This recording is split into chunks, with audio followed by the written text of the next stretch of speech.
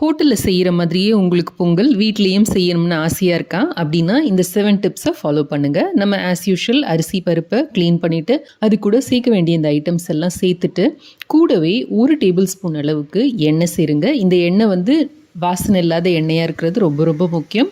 இதையும் சேர்த்துட்டு நல்லா வேக வச்சு எடுத்துட்டு நல்லா மசிச்சுட்டு அடுத்த டிப், இது கூட 1 டேபிள் ஸ்பூன் அளவுக்கு ரவா சேருங்க. இதை சேர்த்து நல்லா கலந்து விட்டுட்டு கூடவே வெந்நீர் சேர்த்து நல்லா கலந்துக்கோங்க. இதுக்கு அடுத்தது இது கூட 1/4 கப் அளவுக்கு காய்ச்சி ஆற வச்ச பால் சேருங்க. இது 3வது டிப்பு. இது நல்ல ஒரு க்ரீமி டெக்ஸ்சர் கொடுக்கும் நம்மளோட பொங்கலுக்கு. அடுத்தது மிளகையும் ஜீரகத்தையும் அப்போ பொடிச்சு போடுங்க. அப்போ தான் அதோட வாசனை ரொம்ப நல்லாயிருக்கும்.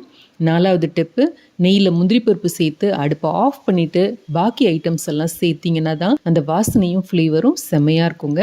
அடுத்த டிப்பு, இது எல்லாத்தையும் மிக்ஸ் பண்ணி முடிச்சதுக்கு அப்புறமா கடைசியாக 1 டீஸ்பூன் அளவுக்கு நெய் சேர்த்திங்கன்னா ஹோட்டல் ஸ்டைல் பொங்கல் ரெடி. அன்பை செஞ்சு கொடுத்தவங்களுக்கு ஒரு தேங்க்யூ சொல்லிவிட்டு என்ஜாய்.